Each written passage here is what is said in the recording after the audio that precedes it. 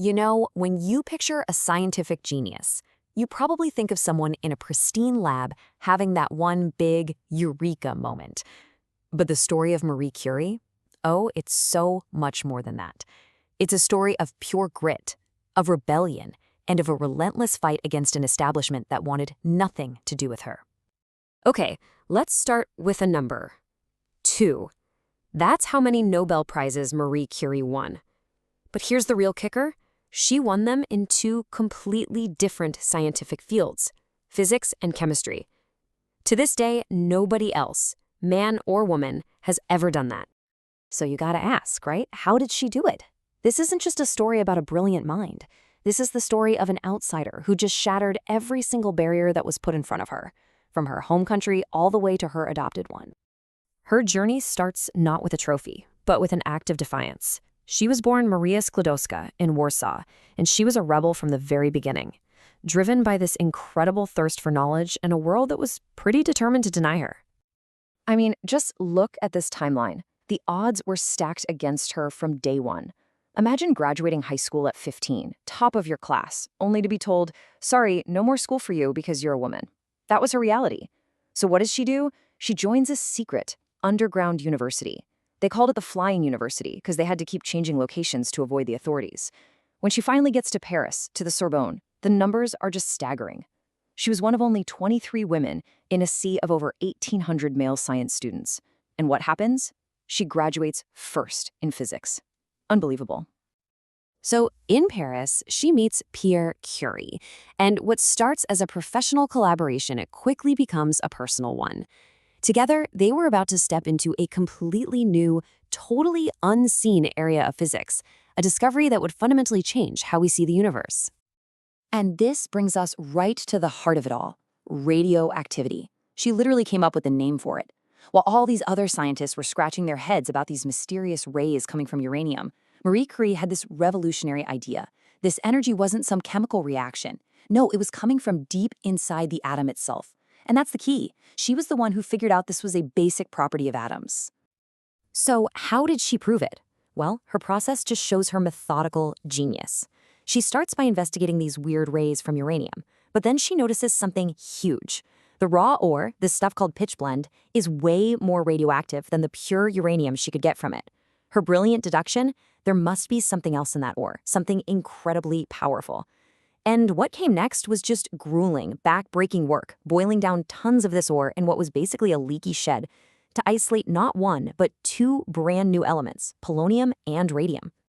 But you know, just as the Curies were reaching the absolute peak of their fame, tragedy strikes. And for Marie, what came next would expose a really vicious, ugly side of the very society that had seemed to welcome her. In 1906, Pierre was tragically killed in a street accident. Marie was just devastated, losing her partner in life and in the lab. And then the Sorbonne does something completely unprecedented. They offer her Pierre's professorship. She accepts, becoming the first woman to ever teach at the legendary university. Now this is where things get really wild, because you see this jarring disconnect. While the rest of the world is showering her with Nobel Prizes, back in France, she's facing this intense, ugly backlash.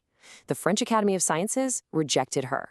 And when the press found out about her relationship with fellow scientist Paul Langevin, a married man, though he was separated from his wife, they pounced. She was an easy target, a foreigner, a powerful woman.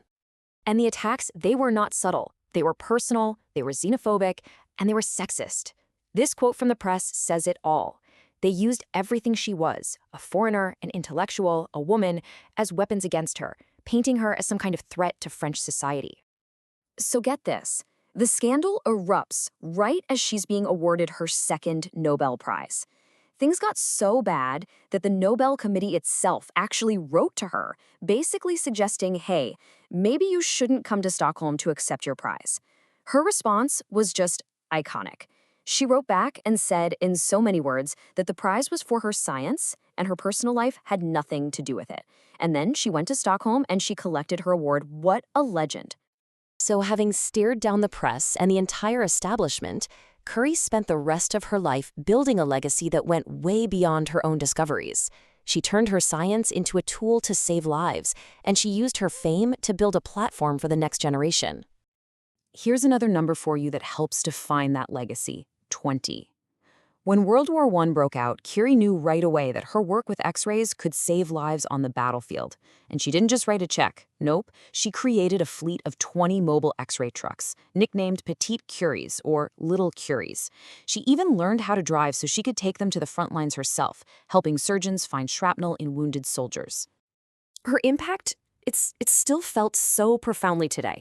The Radium Institute she founded in Paris, it became a world-class center for research, and it pioneered cancer treatments that are still saving lives right now. Her work didn't just contribute to science, it basically kicked open the door for the entire field of nuclear physics. And decades after she died, in recognition of everything she'd done, her remains were moved to the Pantheon in Paris. She became the first woman ever to be honored there purely for her own achievements. She is and always will be a global icon. Marie Curie's life proves that scientific progress isn't just about data and eureka moments. It's about fighting for your right to even be in the room where those discoveries happen. Her story really forces us to ask a question. She fought the battles of her time, but what about now? What are the invisible barriers, the modern-day prejudices that the pioneers of our own time still have to overcome?